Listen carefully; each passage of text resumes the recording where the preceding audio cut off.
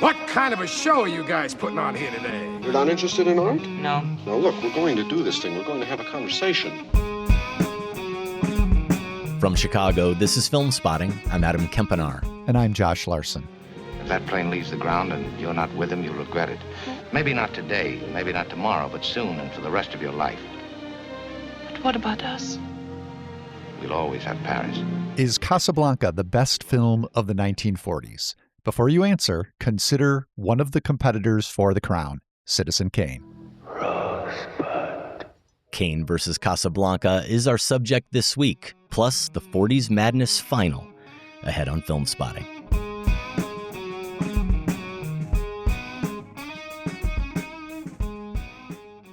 Welcome to Filmspotting. No big deal, Josh. This week we are going to determine the best film of the 1940s, and as you suggested last week, maybe the best film of all time. It's possible. And yeah, why not take this goofiness that is Filmspotting Madness and just bring it full on into the show's review segments and dig into it from a critical perspective as well. Just blow it out. Blow Madness all the way out. And our listeners then will have a few days to decide if we're correct. They'll get to vote in the 40s Madness final because the championship round of 1940s Madness is live, and our listeners can vote Kane or Casablanca at filmspottingmadness.com or at filmspotting.net. Later in the show, we'll talk through how we got to that final matchup. A quick reminder, Filmspotting is now available as a video podcast. You can find us at youtube.com/filmspotting or find all of our episodes at filmspotting.net/episodes. But first, Kane versus Casablanca. With the coming of the Second World War, many eyes in imprisoned Europe turned hopefully or desperately toward the freedom of the Americas. Lisbon became the great embarkation point. But not everybody could get to Lisbon directly. A little historical context, Adam, to set up our discussion of Citizen Kane and Casablanca, the two films currently facing each other in the final round of Filmspotting Madness Best of the 1940s.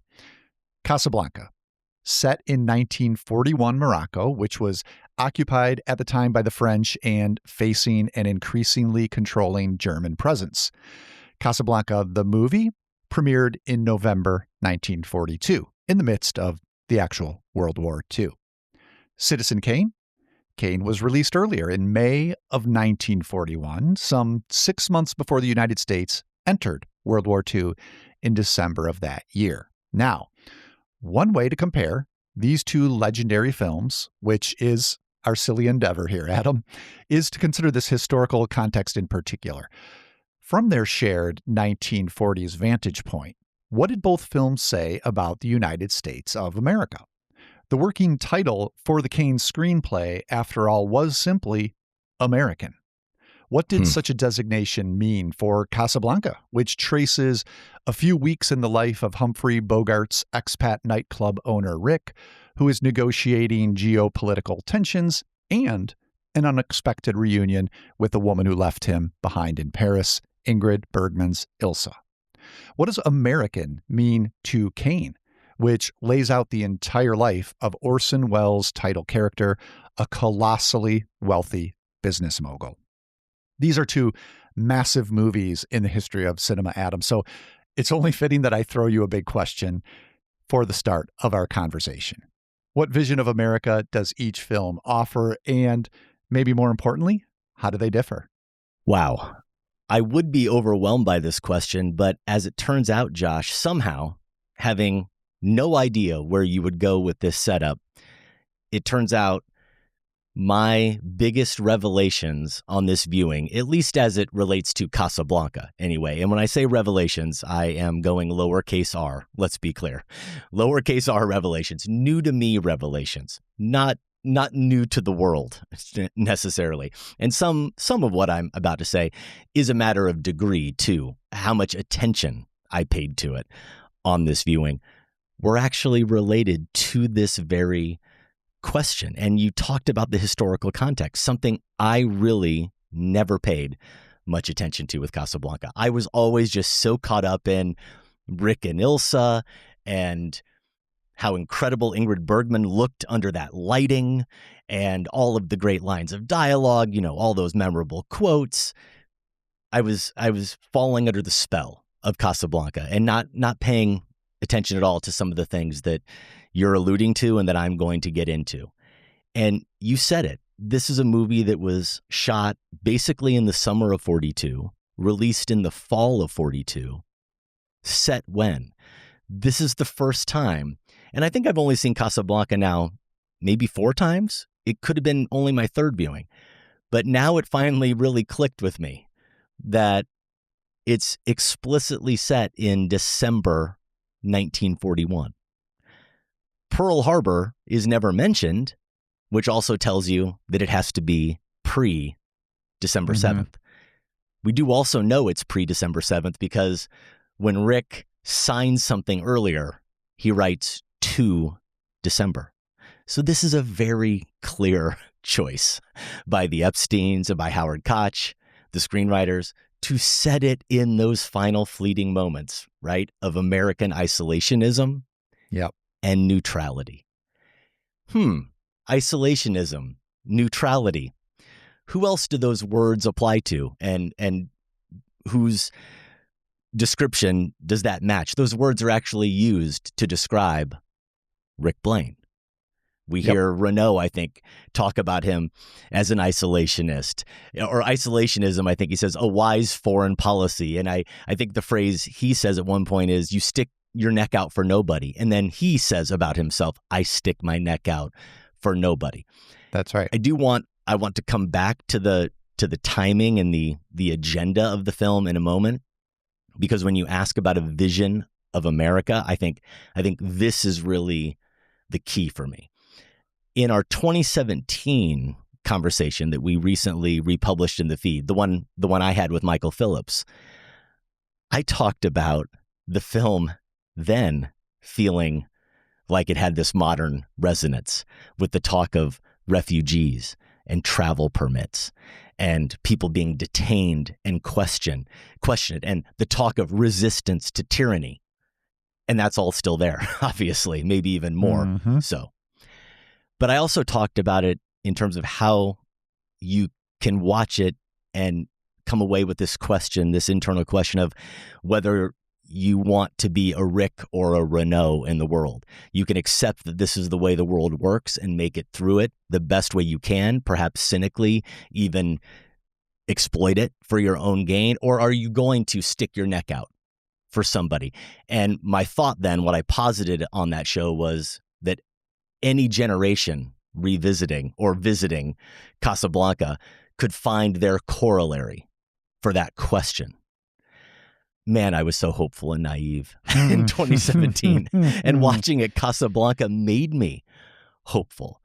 Yeah. And now, almost 10 years later, forget Rick. I guess I'm the jaded one, Josh, because where this all really clicked for me, this new reaction to it, my new response was when, and to answer your question, really, it was when Strasser, the Nazi, lays out Rick's dossier at the table.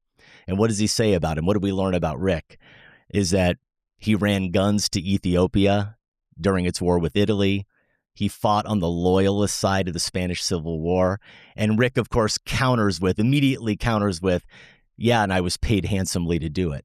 But Strasser says the other side would have paid you even more. So then, as he is now, Rick is this fighter for the underdog.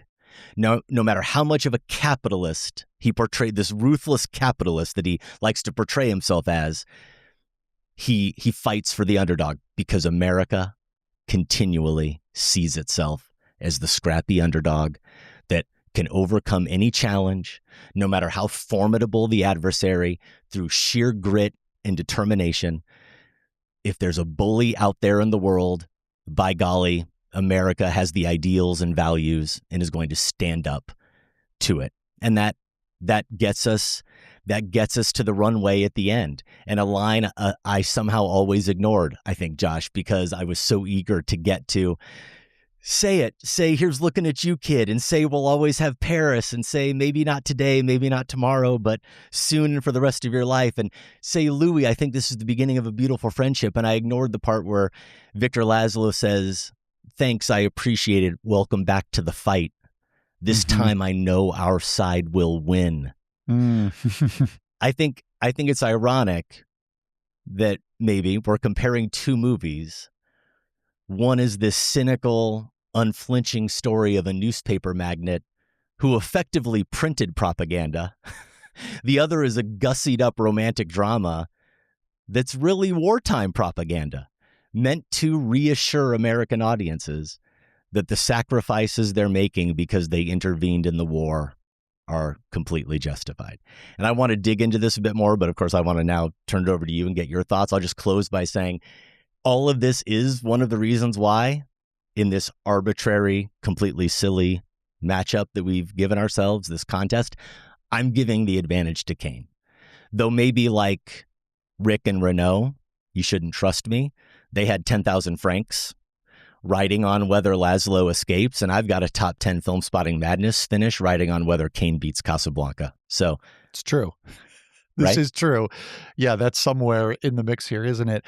I think that was so well said, and you covered Casablanca quite extensively, so I'll dip in on that briefly. I agree with everything you said, and then I'll share maybe a little more on Kane, which then you can give some more of your thoughts on that end and how it speaks to this American question.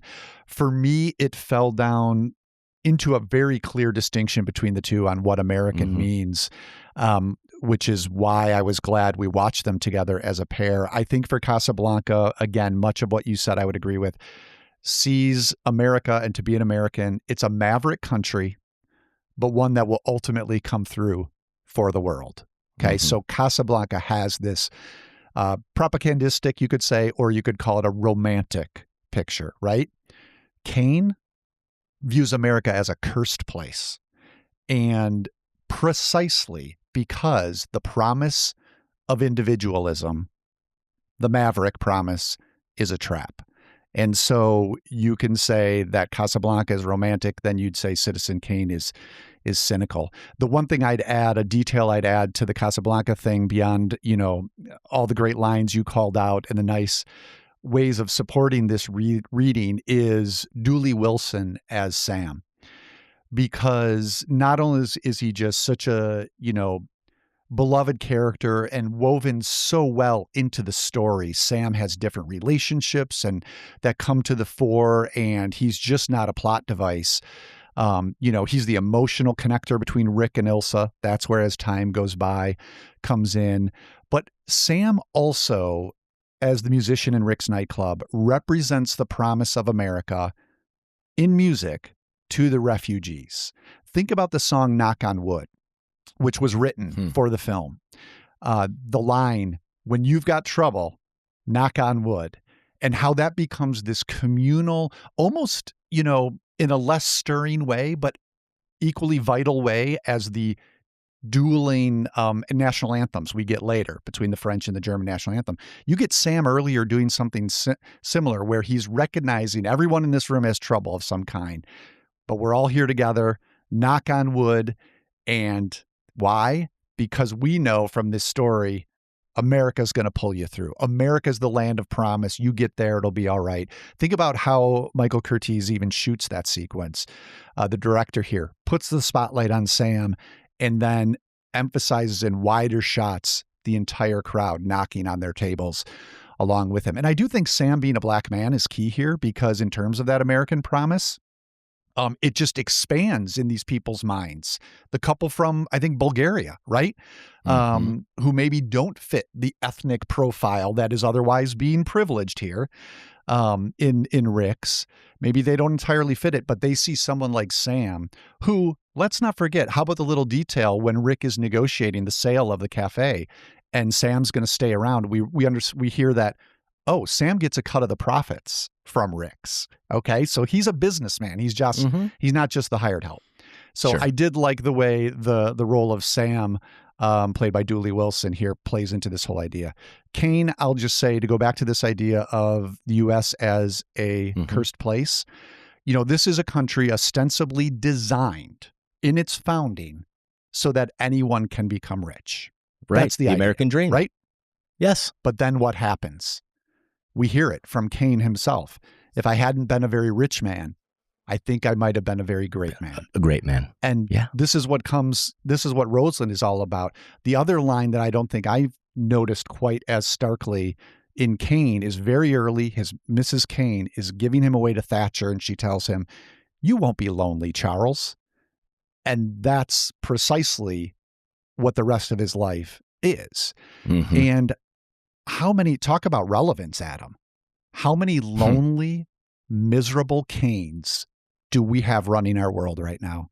I mean, I don't know these guys personally, but they don't seem happy. Bezos, Musk, even someone like Gates. I think this is a key question for our time. In their what Xanadu's. Responsibility? Yeah. What's that? In their Xanadu's. Yeah. In their various Xanadu's. Exactly. Yeah. What responsibility comes with wealth? You know, it's being handled even in a way differently than someone fictitious like Citizen Kane handled his wealth, which was, for whatever you say about it, like he appreciated art. And there were times where he, you know, made gestures for the common people. And that seems to be even gone now. So yeah, I think that's the key distinction. Now, to your point, does it lead me to choose one film over the other?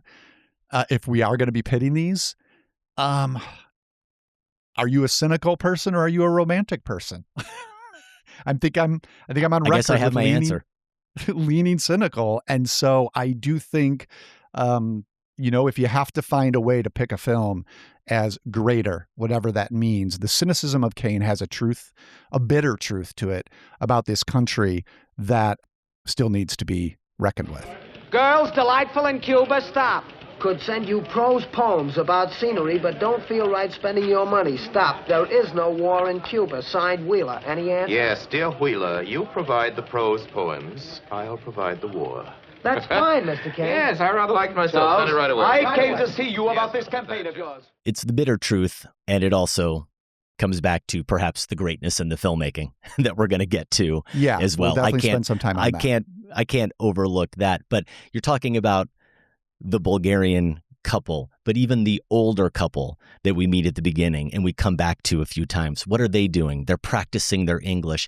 America, we never see America here, but America is more of a character in Casablanca than Casablanca is. We feel like we can visualize America as a real place, a tangible place than Casablanca, even though we see shots ostensibly of this location. And that's because the word America must be said more than any other word in the screenplay.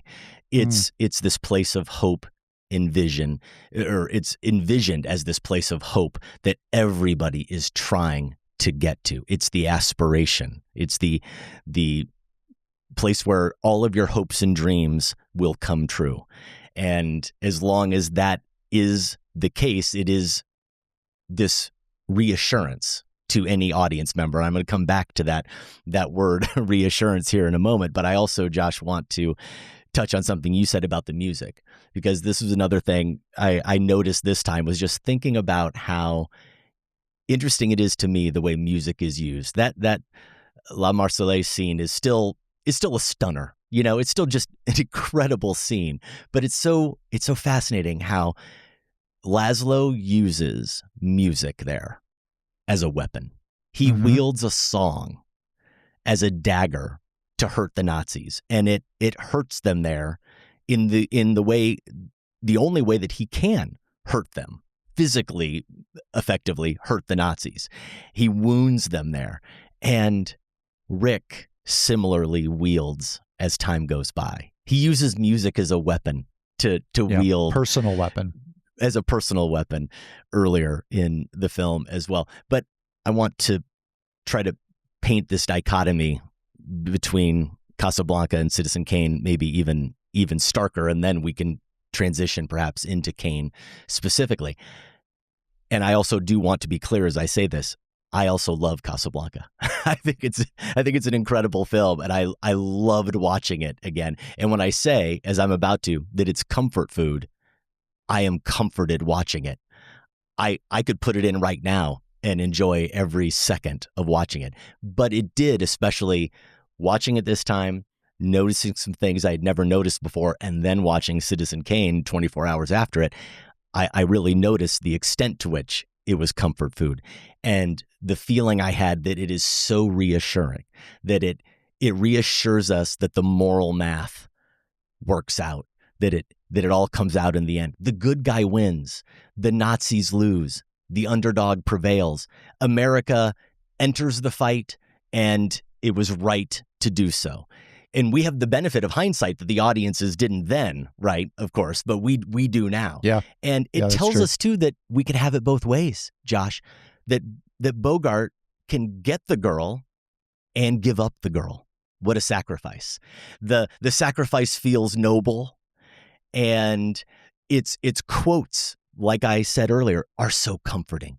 They're endlessly repeatable, and we get to go back and relive them and enjoy hearing them said and quoting along with them. Even the lighting, the staging, the continuity editing, it's so easily digestible. The worldview that's being presented to us, the view of America like we're talking about, it has gestures towards cynicism, like Rick gestures towards cynicism, but the worldview is ultimately soothing. And it tells us that it's right to fight for and believe in ideals. And it tells you that in the end, it will work out. And to your point about Citizen Kane, it offers no comfort. It confounds us. It poses these impossible questions about America, about identity, about love, and refuses to answer them. It treats love as I think unknowable, unattainable. It treats power as like completely hollow. It treats America, and I think Americans, as fickle, capable of elevating a man like Kane to the status of a god, and then Americans are completely comfortable to dismantle him the next moment. And you take the quotes, you've got all those lines from Casablanca, compare them to Kane, and its most famous line is that single word, rosebud, and it doesn't give us any answers. It doesn't let us in on really truly any secret. It actually correctly tells us that it doesn't let us in on the insight. It is just one piece of a puzzle that doesn't really reveal the answers that we are looking for. And Casablanca takes this real world, this pretty stark real world scenario, and turns it into Hollywood myth. And Kane is this dark snow globe fantasy, this broken snow globe fantasy with its expressionistic angles and those oppressive ceilings and the depth of field, which we may talk about more, right? That's all psychologically charged. And none of that leaves you feeling warm, doesn't leave you feeling good. And I even was struck by, Josh, how at the end of Casablanca, you've closed one story, one narrative, and that last line is the beginning of a beautiful friendship. Like you're going off, and another new story is about to begin, and that one's probably going to end wonderfully as well. And Citizen Kane ends with this piece of the puzzle that's burning in a furnace, as if all inquiry has just been closed. Right. And we're completely dejected in a way as viewers, as if we feel like we know nothing. We're no smarter about this narrative than we were ultimately at the beginning. We ultimately feel like we have no more answers, and we certainly don't feel any more reassured about our sense of the world and what it means to be an American than we felt at the beginning. I think that contrast overall plays out. Yes, I would agree with it. I do think it's underselling a bit by stressing the comfort about Casablanca, underselling the romantic dynamic, and the loss that's really felt there. Because if it was as comforting as simple, as you're describing, I don't think we'd remember Casablanca the way we do. I think we remember it because Rick and Ilsa's separation feels like a real loss. To your point, as you started, Adam, like I think most people, I had the same experience. As many times as I watch Casablanca, I don't really sit down and think about the historical timing or context. And I think that's probably common for most people who have seen it from 1955 onwards or something like that.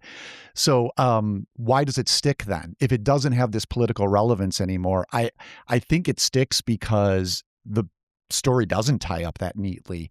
It may, in all the ways you describe, on a plot level and perhaps on a political level, perhaps even, yes, on a moral level, but it sticks in our gut because a good percentage of us, maybe more than 50%, still wants Rick and Ilsa to be together.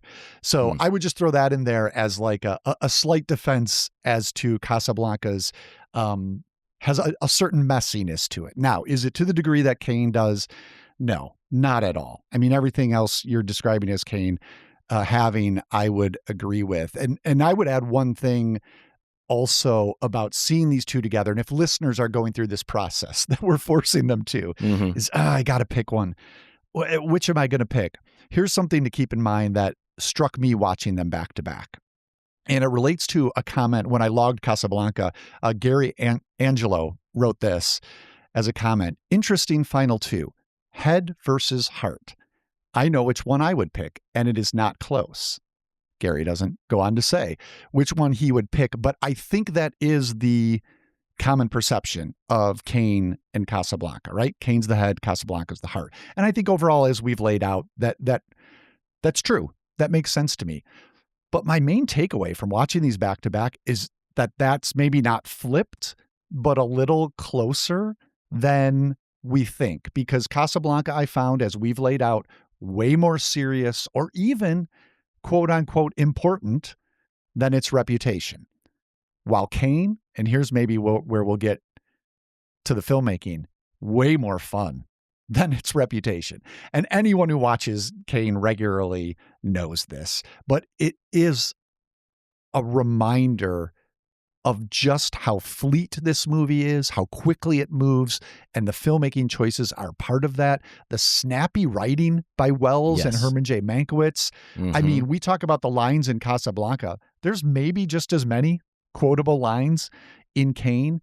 There's things like the vaudeville section they have where Mr. Carter, the editor newspaper, when Kane comes in and meets him for the first time, and it goes on for 3 minutes of, Jedediah and Kane circling Mr. Carter and the dialogue overlapping. That's pure comedy. I think Wells' performance is of high tragedy and low comedy. He goes from one to the other when appropriate, and it is a feat, and it's part of the fun. I think that's part of the fun.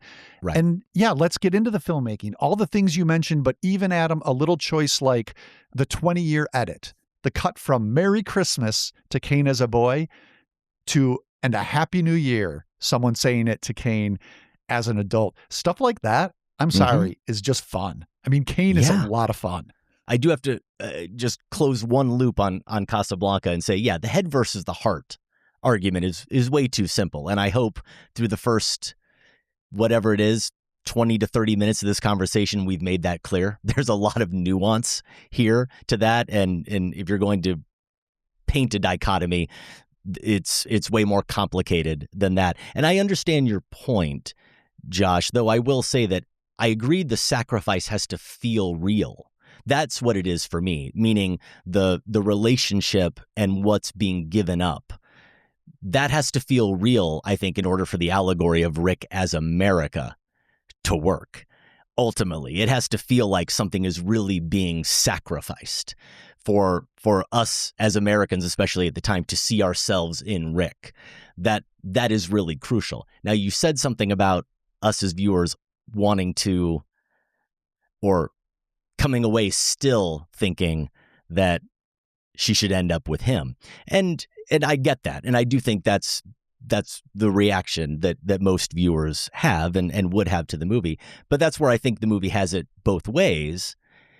at the same time, to its credit, and I think I said this back in 2017, I do respect the movie and the screenplay a lot for not painting Laszlo, for making Laszlo truly a heroic figure and someone that Rick clearly really respects. And they don't make him a pushover in any way or someone that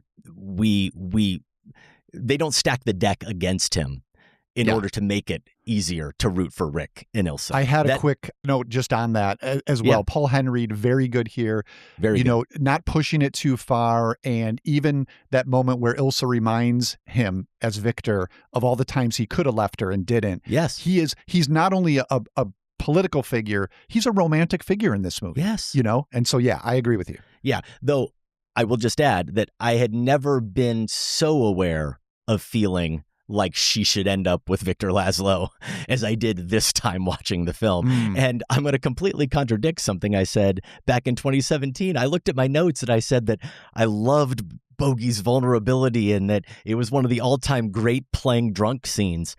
This time, Josh, here again, I've gotten really jaded in the past 10 years. This time, I was writing in my notes, when did Rick become such a baby? At the exact same time, Sarah said out loud, he's so melodramatic. Wow. It was jarring. It was jarring, honestly. And many of Bogart's biggest roles are still ahead, but this is Sam Spade weeping into his folded arms because a dame broke his heart. It was jarring. But here's the larger point I'm making, Josh, is that this character has still ultimately, I get it. I'm sympathetic that she broke his heart. I am. But he's spent the last few years in relative luxury. Victor Laszlo escaped a concentration camp and continues to put his life at risk to fight against the Nazis. I'm sorry, I don't have as much sympathy. I ask only one thing. You won't give me the letters of transit. All right. But I want my wife to be safe. I ask you as a favor to use the letters to take her away from Casablanca. You love her that much? Apparently you think of me only as a leader of a cause. Well, I'm also a human being. Yes, I love her that much. We get it. We know that's where she should have gone. It doesn't mean that's what our heart wants. Okay. Well, the heart wants what it wants, Adam. And Casablanca makes it difficult to know what the heart wants. My head this time watching the movie. But you're so right about Kane and the filmmaking. And I think it's possible, Josh, that I have not seen Citizen Kane. Shout out to my 10th grade English teacher who made us watch it in class. And I say made us, exposed us to the brilliance of works like this. Literature and film, media. It was a media class in 10th grade. Mr. Prawl, God bless you, made us watch this. And I'm sure I had to watch at least scenes from it as a film student. But I don't remember the last time I watched Citizen Kane all the way through. And so I'll go back to that lowercase r revelation again. Watching the filmmaking, watching the techniques that it's lauded for, seeing them again was absolutely stunning. And you've mentioned a few of them, Josh, but even just right from the opening, I mentioned, this expressionistic approach. That opening, did you notice how those different angles and the different views of Xanadu and the darkness of it and how ominous it looks, and yet that little light from his room is always in the exact same spot in the frame, which I love. But that why I noticed that? The one shot of where you see Xanadu's reflection in a pond. In the pond, it's still there. Oh, I see what they're doing here. How do they pull that off? How does Wells and Greg Tolan, how do they not only pull that off, but envision that? The snow globe lens, the dark fantasy, I said, you have to wonder, just that shot of the distortion of reality, how skewed is this entire vision that we're going to see played out? But then going into News on the March. And I was aware, too, that Casablanca famously withholds, we talk about Rick. It builds up such suspense before we even meet him, right? Well, this movie talks about Kane so long before we ever really get a full glimpse of him as well. The tracking shot that famous tracking shot, Josh, that pulls back, the unbroken take, the single most important emotional moment of the film, ultimately that establishes all of the stakes of the film and the key rosebud moment, pulling back through the pane of glass when his mom signs the banknote and sends him off with Mr. Thatcher. That whole thing playing out in real time, the conversation between the mother and father and Thatcher, with young Charlie playing in the background the entire time. But the innovation of, and you feel it, you don't have to be aware of whether or not how new this was or how often it had been done before, of sets not typically being fully built. And so cinematographers rarely showed full ceilings in shots. The way Tolan and Wells so frequently use low angle shots to emphasize ceilings in shots, so that even with his stature, and those low angle shots emphasize his stature, and Wells seems like a pretty big guy, and Kane has that presence. Nevertheless, those ceilings are right on top of him and feel like they're just oppressing him down all the time. There's a containment to it, and that adds to this psychological feeling that you get as a viewer the whole time that something is just always a little bit off. The scale of it, Josh, is incredible. And those depth of field shots, like when he's watching Susan Alexander at the opera, the over the shoulder shot where he's in the foreground and she's down below, or the key one. I'll stop here and let you jump in, though there's others that I want to mention. The shot that actually might be my favorite is when he is finishing Leland's review of Susan Alexander. And that depth of field, the focus getting in that shot, in the foreground, Wells's face as he types. Leland is in the midground in focus, and in the back, in the shadows, Bernstein is still there as well. Getting all three of those characters, all three of them having a different point of view on this scenario. That is incredible filmmaking, and the camera itself isn't doing anything flashy. It's planted. It's all about focus, and yet it's so crucial in terms of what it's imparting to us as audience members. You covered so much good filmmaking stuff there. I'll just add two points, and one is related to your description of that opening montage, his death, where he drops the snow globe in his hand and it rolls away. There are, that's almost avant-garde in the fact that there are shots of inside the mansion, his bedroom, I think it is, where there are snowflakes on the screen. So clearly it's not snowing. And I think this might be before we even see the snow globe. So it's clearly not snowing in this room. And you're just wondering what is going on here. And then, yes, the lens of the snow globe where we see the nurse coming in. And think about when this is brought back at his death near the end of the movie, which begins with this screaming macaw that's superimposed over the screen. Yes. And then we get that maybe my favorite shot is the one of all the doorways in Xanadu just going on forever, which we see, I believe, when they open up to go into his bedroom. So that stuff, I'm thinking like, this is like something out of Elaine Renee's Last Year at Marienbad, which would come, 20 years later? Yeah, Antonioni. Yeah. It's just incredible what they were doing here. So that's the first thing, is the avant-garde nature. And the other thing is related to the deep focus cinematography you've touched on. And this is my favorite shot, actually, because it does employ this. It's that same moment we've been talking about where Mrs. Kane is signing the papers to send him away with Thatcher.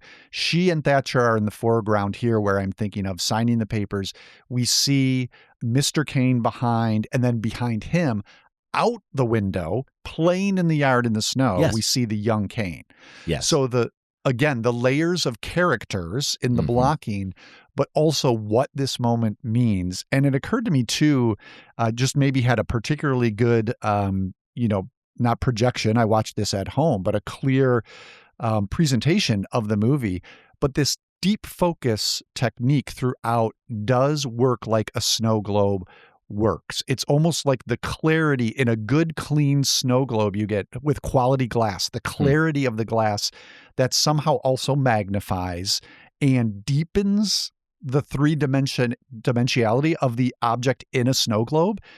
That's what watching a lot of Kane feels like. It's like the deep focus just makes it no longer a flat experience, but one that's magnified and enriched like figures in a snow globe. Yeah, that's well said. There are a few more I have to mention just because, like you said, it's so fun. It's exhilarating to watch. And that's the thing, Josh. I think there are some people, and I hope they're not the people voting in Filmspotting Madness in this final match. I hope they're not the people who have only seen Citizen Kane once, and maybe it was in high school and they were forced to watch it, or maybe it was one time in college and it's the only time they've seen it. You watch these decisions, these choices that Wells made. I don't care if he's 25 or 85 when he made these choices. I don't care if it was his first film or his 14th film. I don't care if it was common in Hollywood to do or it was innovative at the time. It is remarkable to see choices like when they're doing the newsreel. I think it's part of the newsreel. Don't they show the handheld footage that sort of sneaky, almost like Bigfoot footage, like they're capturing of him behind the scenes? They have footage like behind hedges that are here he is now. He just stalks the road, stalks the walkways and the tennis courts of Xanadu. And it looks like something we're so used to seeing now, but I do wonder how common footage like that was, that sort of cinema verite approach was at that time. The one that honestly took my breath away the most, that I had no recollection of at all, Josh, is when Kane is looking at the picture on the wall of the Chronicle newspapermen. And he's talking about how great they are. Apparently, they're the best newspapermen in the business at the rival newspaper, the Chronicle. And then the next shot is him having poached all of them to work for the Inquirer. And the way that's edited is with a single shot, he's now standing in front of them. Yeah. Right? But now they're taking a picture of them all posed the exact same way that they were in the previous shot in the frame, except now he's standing in front of them. He's poached them. They're taking a picture now, having all been hired to work for him. It's live incredible. action. It turns into, we think it's a photo. It turns into live action, from photo to live action. Right. That kind of vision there again. What about the choice, Josh, to show? And that's another, Adam, just real quick, that's another instance of eliding time so creatively and entertainingly, because we go from him being jealous of that staff with a struggling newspaper to employing that staff with a thriving, soon to be thriving newspaper. We've jumped, that's it. I forget how many years, but in in not even a cut, but a clever use of still photography to live action. And that speaks to something else you said. I'm so glad you said it, because I think you might have even used the same phrase or very close that I have in my notes. I was so struck at just how this movie moves, how fast this movie moves. And I don't necessarily even mean the pacing of it in terms of how fast an hour and 59 minutes moves. I just mean in terms of the editing, how quickly we go from moment to moment, from the camera work and that editing. It almost feels less constructed based on scenes and more operatic. It feels more like it's cut on emotion or on feeling. It's this fast-paced tempo, and that's an example of it. You know what another incredible example of it is? How about encapsulating? Another one I didn't remember at all. The choice to encapsulate the entire dissolve of his first marriage in a breakfast montage. Sure. Josh, that might be one of the most evocative, most accurate for some encapsulations of a dissolving marriage. And it all just takes place with a few shots and a few edits. And it's all done also as well with costuming, with hair and makeup, showing how his wife has changed, how he has changed, how he's aged, how they've aged, how her hairstyle has changed, and just the way they talk to each other, the way they look at each other differently, how their tone changes with each other. And by the end of the conversation, she's reading the Chronicle, the rival newspaper. There couldn't be more of a dagger to use against your husband than reading the rival newspaper. It covers everything. The whole sequence can't take more than 30 seconds, and it covers everything you need to know about how they feel about each other. And we should just know, because we've called out the editing so much. The editor on Citizen Kane, Robert Wise, who would go on to direct Sound of Music, West Side Story. But yeah, here very early in his career, editing a masterpiece masterfully. 100%. The last one, going up to the rigging. The guys working up in the rigging to get their negative reaction to Susan Alexander. Those guys. How about the ambition of that? Just to get them, even those guys know she can't sing. But it's also economic, Adam, because someone like me who has no tune, I don't know, maybe she's good, but all you need is just that shot of the one guy turning to the other and holding his nose. And you're like, oh, okay, so she's really bad. That's it.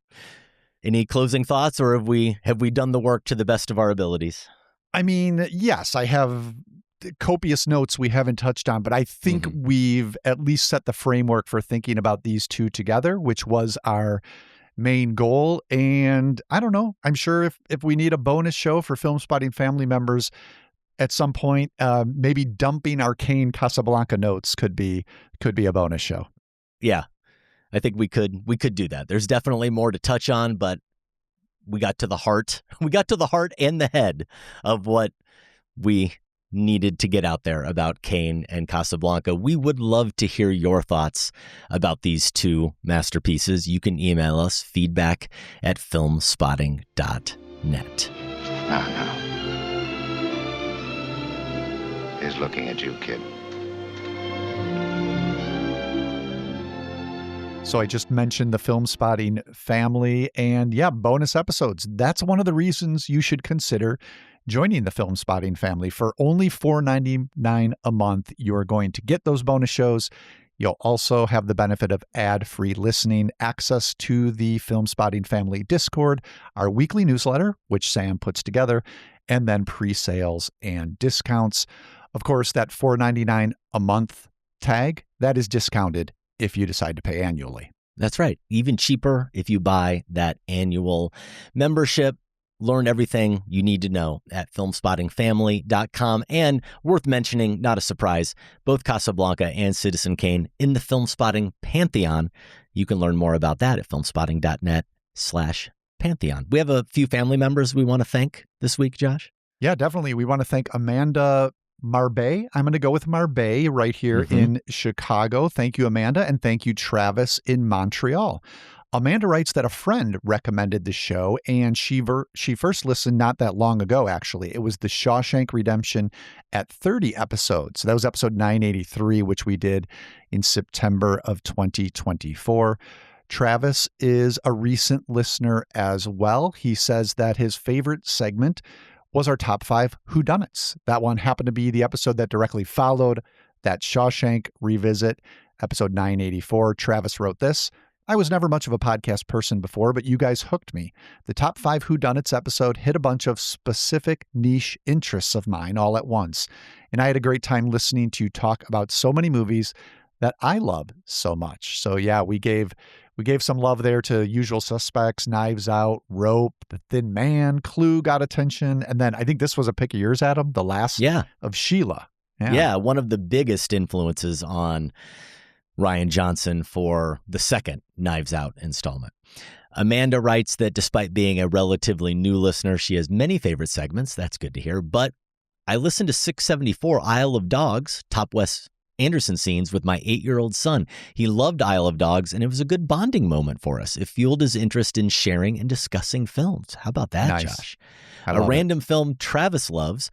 Don't revoke my cinephile card, but I've rewatched Pitch Perfect probably twice a year since it came out. Now, Travis, apparently you don't know enough about me. He is a recent listener. Not only will I not revoke your cinephile card, I might boost your membership into the Filmspotting Advisory Board. It probably needs to be in my 4 favorites on Letterboxd. I love Pitch Perfect that much. So now you're one of my favorites now.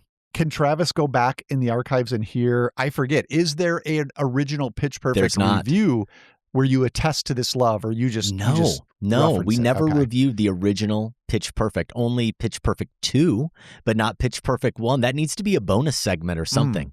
A sacred cow. Why? Definitely a sacred cow. You know why? It could be Pantheon. It could be a blind cow. Still You've haven't never seen caught it. up with it, Adam. I'm going to save it for next year's with Pantheon Pitch Perfect. Project. Pantheon Or Project nomination. It's going to be my wild card. Finally, a book about movies or movie making. Travis recommends Imagination Illustrated. The Jim Henson Journal fills me with a sense of creativity and whimsy like nothing else can. That sounds amazing. Travis, and Amanda has a good one for us here. Pauline Kael's Deeper into Movies. Thank you, Travis and Amanda, for being family members. You can follow Travis on Letterboxd at Muppet Kin. That's exactly how it sounds. Kin, K-I-N. And Amanda, if you're on Letterboxd, let us know. In addition to keeping us doing what we're doing, membership comes with perks like you do get to listen early and ad-free. You get that weekly newsletter that Josh mentioned. You get to be part of the Filmspotting Family Discord, and you'll get our April bonus show, which we just taped with Sam earlier today. Ask Us Anything. We think it's a pretty good one. You'll get that in your feeds soon. Learn more at filmspottingfamily.com, and you can drop a new 5-star review. We love it. It makes us feel good. Do that at Apple Podcasts or over on Spotify. I hadn't seen her in over 10 years. But I could tell she was coming from 1,000 miles away. Expanding this weekend, Josh, after opening in limited release last week, is David Lowery's Mother, Mary. We thought we might get to it this week. You are now able to see that one playing near you. I'm going to get to it as well. We'll see what's going on with Anne Hathaway as an iconic pop star who goes by the name Mother Mary. Michaela Cole is her estranged best friend and former costume designer. We like David Lowery. We were high on The Green Knight and A Ghost Story especially, so we're intrigued. This is going to be an Anne Hathaway week for me. I just rewatched Devil Wears Prada, Adam. Really? Looking ahead to the sequel. And now, Mother Mary, I expect to be a little bit of a different vibe than Devil Wears Prada. So looking forward to seeing that one. That does seem fair. You can look for that review in the Filmspotting feed next week. Also next week, on Tuesday, the newly resurrected Filmspotting streaming video unit will have a review of Netflix's Apex with Charlize Theron. They'll also bring you related streaming suggestions, new streaming releases, and more. Also on Tuesdays, you can look for The Next Picture Show, our sister podcast, looking at cinema's present via its past. This week, it's part 2 of their past imperfect pairing. So I'm sure they're arguing about the drama and, of course, talking about it in the context of David Cronenberg's A History of Violence. New episodes of The Next Picture Show drop every Tuesday, and you can find those wherever you get your podcasts. It's going to be a busy week, a lot of movies to watch, a lot of conversation. We are also planning to embark on our Dissident Cinema Marathon. You can find all the details and find the lineup over at filmspotting.net/marathons. The first film up is Charlie Chaplin's The Great Dictator. This is one I've seen, but not seen since college, so I effectively don't remember a thing about it. It will be like watching it for the first time, and maybe we're getting off with this marathon on a lighter note, Josh, and that's not a bad thing. Maybe. We'll see. First time for me, so I have no context beyond what I vaguely have heard about The Great Dictator. One of the big reasons I wanted to do this marathon, so very excited about watching this for the first time. And then Friday in our big show, we will have our summer movie preview, and we will officially crown the 40s Madness champion. You can find the Filmspotting schedule at filmspotting.net/episodes. A bit more housekeeping. Today is the big day. Tickets are on sale, or depending on when you're listening to this, they're on sale, or they will be on sale very soon because noon is the time here Friday, April 24th. Filmspotting Fest. 2 Fest, 2 Filmspotting. It's coming up June 27th and 28th in Chicago. You can learn everything you need to know at filmspottingfest.com. That's where you can click the links to buy the tickets. The point of sale will be on the Athenaeum and Music Box Theater website, so you can also go there if you'd like. But again, the hub with everything you need is filmspottingfest.com. We remind you that, as always, our guests are subject to change because schedules can get very wonky. But Josh, we're really excited to share this lineup and the guests with our audience, which we did. We unveiled it officially last week, but we'll remind our listeners about it again this week. Kicking things off with Cleo from 5 to 7, the great Agnes Varda film. And yeah, we'll have someone join us, probably one of our critic friends, to have a Q&A after that film. We will have the director of the next film joining us, Krisha. That was made by Trey Edward Schultz, who is scheduled to appear and have a talk about that after our Krisha screen. And then that night, this is Saturday night, we're going to close out with Wet Hot American Summer. I'm sure a full house, laughing hysterically. And maybe we'll do more of that with Marguerite Moreau, one of the stars of the film, who is scheduled to attend and do a Q&A as well. And then, yeah, I think this guy, people are familiar with, Michael Phillips, on Sunday. He'll be joining us. He has committed. We've talked him into it for the Royal Tenenbaums, a matinee screening Sunday of the Royal Tenenbaums to close out Two Fest, Two Filmspotting. And I was afraid of this. I should go ahead and note it now. Last year, of course, it was important to us to have Michael Phillips involved with Filmspotting's 20th anniversary. And finding a date that works for venues and for all of us and different people is always very hard. And we end up landing on a date where Michael has a prior commitment, so he couldn't be part of the festivities. This year, we get Michael. Unfortunately, we don't have Mariah Gates. Mariah has a previous family commitment, so you won't get to see Mariah there. We were hoping to have her as part of that Cleo from 5 to 7 fun, but we will have another guest involved, and we're sorry to miss Mariah, and we know that she's a favorite of many Filmspotting listeners, so wanted to go ahead and point that out. We did invite her, but unfortunately, she will not be around. Family members, reminding you that you get a discount on your tickets on that Saturday Festival Pass, especially, and you have been sent all the details multiple times on your special code. If for some reason you haven't received that, then you should definitely reach out to us, feedback@filmspotting.net. Your pre-sale opportunity was earlier this week. Tickets went on sale on Wednesday, and you do get to participate in a special meet and greet opportunity before Saturday night screening of Wet Hot American Summer. We cannot wait for Filmspotting Fest 2 and hope that many of you will decide to come to Chicago in the summertime and see some great movies and hang out with Filmspotting listeners. I also wanted to share a very quick reminder about the Edinburgh meetup coming up that I'm hosting. This is going to be Saturday, May 2, and yeah, will be the last one that I've been able to have here in Scotland or while traveling around. It's been so great catching up with listeners from all over, and this one will be in Edinburgh. Thinking of maybe more of a longer open house type thing. There is an absolutely fantastic place for great beer that I found in Edinburgh that I wouldn't mind spending a couple hours in. So more details about that, specific times and location, will be forthcoming. Do let me know if May 2 works for you, though. Emailing us feedback@filmspotting.net or reaching out to me, Larson on Film and social, so I get an idea of the head count and can send those details out. I can't wait till it's revealed that you've really been setting up fight clubs all around the world. Yes, that's right. That has been my plan all along. An underground ring, Adam. We're going to take it public later this summer. Okay, good stuff. Some other big news. We're going to try to add to the Filmspotting stable here. We need some more assistance, Josh. We need to make this thing bigger. I put together a job description over the weekend. We have an opportunity for some part-time help, hourly part-time help for a social media assistant. We have channels and we have content, but we don't have content on those channels. Do you see the problem?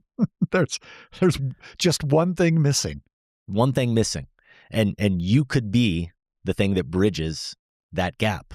So if you go to filmspotting.net/ social, you'll see all the details about how to submit an application. We are looking, it probably stands to reason, we're looking for someone with social media experience, someone who has published for channels before. You can see a lot more details about what we're looking for and decide if you're the right fit. If you want to apply, filmspotting.net/social. Nobody else has ever danced the red shoes since you left. Nobody else ever shall. Look, I probably should have told you this before, but you see, well, insanity runs in my family. If I could only get inside that brain of yours and understand what makes you do these crazy, twisted things. Put on the red shoes, Vicky, and dance for us again. This is Sparta! No suspense here. We have already spoiled the final matchup. It is Citizen Kane v. Casablanca.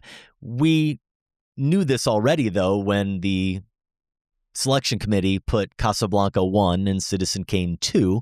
That means we at least had some suspicion that it might end up this way. And we're going to tell you a little bit about how we got here. The championship round of 40s Madness is live first. We have to tell you that. Filmspotting.net or filmspottingmadness.com. The poll will close Monday at 11:59 p.m. Central Time. So that's Monday, April 27th, 11:59 p.m. Central Time, and we will announce the champion on next week's show. Also, Sam has in question marks here in our notes. Will we announce the subject of next year's Madness? Oh. I think I teased this recently that we have something in store for next year's Madness that is going to be potentially incredible. But now, between myself and Sam, we've maybe thrown a wrench into it. We could ruin our great idea because we have a good idea, another good idea that could force us to be more completists about this decade thing, and we're gonna have to think about it a little bit more, and we may have to bring it to the people, Josh. We may have to bring it to the people and get a vote and see what folks say. So. I think that's always smart. And yeah, I thought you were leaning in one direction. So this is exciting. There's a little last minute turmoil amongst the committee. Yeah, Can't wait to hear. I might be going against my own better judgment. We will see. Let's get into the final four results. And quick disclaimer, even though I don't think it's going to matter at all, this is another show where we are recording a little bit ahead of schedule or ahead of our usual schedule, and the polls haven't officially closed. So if things are off by 1% or so, you understand why. But you also can understand why, here in a second, why it's not going to matter, because neither of these contests were at all close. Josh, Casablanca versus the 4 seed, 1 versus 4. Casablanca versus Double Indemnity. How did it come out? How badly did Casablanca beat Double Indemnity? Well, it won by 70% of the vote. Yeah, well, 70-30. Pretty easy, right? Citizen Kane over, 30, right? Yeah, Citizen Kane over It's a Wonderful Life. Almost as bad, 61% to 39%. Jack Becker says, this is brutal. Kane was one of the first movies I watched as I began my film watching journey, and is one of only a couple movies I've ever considered the greatest of all time. But I've also only seen it maybe twice. Wonderful Life, on the other hand, is an annual watch for me. Yes, as a Christmas classic, but ultimately I find it deeply relatable in a way I've not experienced in any other film. If incinerator rules apply, then I want my favorite, not the greatest. Save the old bank and loan, save George Bailey, or whatever. Is it the bank and loan? Something like that. It has that loan right. in it. The savings and loan. Yeah, George Bailey. Jack, getting personal there. All right, here's Maria from Kent, UK, who I think she's coming to that Edinburgh meetup, actually, nice. If memory serves. All right, Maria weighed in with this. I know. It is totally foolish and futile to vote for George Bailey against Kane. But in this day and age where Kane-like people dominate all the headlines, wouldn't it be nice to think that there is still some hope for humanity? That out there, George Bailey-like people do exist, and that there is still some good in this world? A vote for It's a Wonderful Life is a vote for hope and a better future. A vote for Citizen Kane is a vote for doom and despair. We cannot throw hope in the incinerator. Wow, that feels like Maria is just throwing in that battle of the national anthems from Casablanca, stirring us up. See, that's not fair, because Maria, it's drawing our attention to these kinds of figures. It's trying to make us, it's trying to sturdy us against the doom and despair, I would argue. I guess here's Nick you could look at Darius, who says, this to me is the real championship matchup. One film about the disease that plagues our current moment, and the other about the antidote. I voted for The Cure. Okay. Thank you, Nick. Here is Joel. Both 5-star masterpieces. It's a Wonderful Life is a classic, nay, perfect film that never fails in turning me into a puddle of tears every Christmas. But come on, people, this is Citizen Kane. We're talking about here some of the finest imagery ever put to screen. Don't be foolish. You know what is right. Okay, we're going to close with Ben Thackeray, and this is really the message I want people to take away as they remember what I said during our review, and also what I said when I noted that my winning rests on Citizen Kane winning. Ben comments, Citizen Kane is the Citizen Kane of movies. Are you feeling? I sense you're feeling a little worried about. I think it's sunk. I think I'm dead. I think I'm dead in the water. All right. Yeah, I don't think there's any doubt about it. A lot of lobbying going on here on this show. Yeah, I tried my best. In the bracket prediction contest, with Kane and Casablanca moving on, nothing's going to change at the top of the leaderboard. Lewis Raising Kane, that is his own challenge nickname. Lewis Raising Kane Hill is at the top. 59 out of 60 through the tourney so far, his only miss. Yeah, in round one, he does have Kane taking it all, though. If it's Kane, Lewis wins. But if it's Casablanca, our current third place finisher, who is in third place, Samuel Too Many Hitchcocks Maxton, will win. Now, I feel like we got to call out our second place person so far, Jim McMahon. I'm guessing not the former punky QB for the Chicago Bears, who has a great name. Shocked to find brackets being made.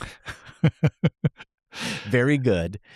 In second, not going to win because Jim also has Citizen Kane. Ironically, went with the Casablanca quote, but has Kane beating Casablanca. In second place, doesn't have a shot at victory, but put up a great fight. Did have two misses, Children of Paradise over Mildred Pierce, and in the next round, went Late Spring over The Big Sleep. Jim, unfortunately, went cinephile snobbery, thought that would win out with our audience, and didn't take it. That sounds like the punky QB. He would go that route. Yes, exactly. So we will see whether it is Lewis or whether it is Samuel who ends up being our winner next week. And we'll find out who does end up winning our internal bracket challenge. Right now, I am still in first place. I'm in 9th overall. Wow. I mean, crazy. I've been wondering why these last couple of recordings you've been beaming. Yeah. You've had such great color, and it has the sun come out. Is it early it's a new summer face cream in Iowa City? And no, you're just it's a little gray. Congratulations. It is all about my finish so far, how I'm doing in Filmspotting Madness. It does put a little spring in my step. I'm 9th overall. Sam is, well, he's second in our contest. He's 50th overall. Mike, the godfather of Filmspotting Madness, is third. He's 71st overall. Josh, you are now. We didn't have a chance. We did not have a chance to update these yet because the polls are still open as of our recording. So we don't know how the actual standings are. We just know that our standings haven't changed. You're fourth. I don't know, Josh, whether or not you moved up from your 200th spot overall or not, or if you sunk even lower. We'll have to find out. There is hope. There's always hope, as Maria pointed out. That's right. But I think it's entirely possible. I haven't done the math here. But if Casablanca wins, maybe I drop into fourth. I might lose if Casablanca wins, because that's a lot of points for you guys who all chose Casablanca that I don't get. One can only dream. All of a sudden, me being in 9th overall, it doesn't amount to a hill of beans. Josh. You'll show up ashen and pasty. I will. It'll be brutal next week. So we remind you that the final voting is open. It is Casablanca versus Citizen Kane. Even though I don't fully believe it, I guess you can vote with your heart or your head right now. Filmspottingmadness.com. The polls will close on the 27th at 11:59 p.m. and we will announce the winner on next week's show. Along with, we are expecting to announce next year's Madness theme. That tells me there's just going to be a lot of furious slacking ahead of me this weekend. I mean, I think you're going to have to upgrade to the next tier of Slack. Maybe. To manage your and Sam's gigabytes. Messages. Yes. Filmspottingmadness.com and filmspotting.net is where you can find all things show related. We would love your comments about our show. Feedback at filmspotting.net. Enough web addresses and URLs, Josh, because that is our show. If you would like to connect with us on social media, and it sounds like you might want to do that pretty soon because we're actually going to be putting a lot out there. You can find Adam and the show on Instagram, Facebook, Letterboxd, YouTube. Just look for Filmspotting. You can find me at those places as Larson on Film. We are independently produced and listener supported. You can support the show by joining the Filmspotting family at filmspottingfamily.com. That way you can listen early and ad-free. You'll also get monthly bonus episodes, a weekly newsletter, and access to the entire show archive. For show t-shirts and other merch, go to filmspotting.net/shop. Out streaming now, you can see Apex on Netflix, starring Charlize Theron. She's a grieving woman on a solo adventure in the Australian wild, but Josh, here's the added little wrinkle. She's also being hunted by madman Taron Egerton. Aha. Okay. In limited release, there's I Swear. Robert Aramayo won the Best Leading Actor award at this year's BAFTAs for his performance as UK Tourette's syndrome advocate John Davidson in this biopic. Seem to remember some controversy about that at the BAFTAs. Mad Bills to Pay. Robert Daniels, our friend, caught this at Sundance earlier this year and wrote a handsomely shot and assuredly executed debut film whose startling profundities recall John Cassavetes and Bob Rafelson. And when you're throwing around words like assuredly executed debut film, phrases like that, and Cassavetes and Rafelson, the Filmspotting brick siren goes off. Indeed. So, yeah. We may have to be paying attention to. In wide release, you can see the new one from Hell or High Water director David Mackenzie. That is called Fuse. Yes, it is about bombs. World War II era. It's called Fuse. Makes sense. F-U-Z-E. Antoine Fuqua directs the Michael Jackson biopic Michael. Jason Segel and Samara Weaving head to a remote cabin, each with secret intentions to kill each other. Directed by Jorma Taccone, who did Popstar and MacGruber. So I'm in. Yeah, I didn't see it going that way, but okay, sure. I'm suddenly more intrigued. And yes, expanding is David Lowery's mother, Mary, which we plan to get to and review for you next week in the Filmspotting feed. Filmspotting SVU will tell us if Apex is any good. We've got another archive drop for you. We'll tell you about The Great Dictator, part of our Dissident Cinema Marathon, the first film in that marathon, and then we'll have your summer movie preview. Filmspotting is produced by Golden Joe Dassault and Sam Van Halgren. Without Sam and Golden Joe, this show wouldn't go. Our production assistant is Sophie Kempenaar.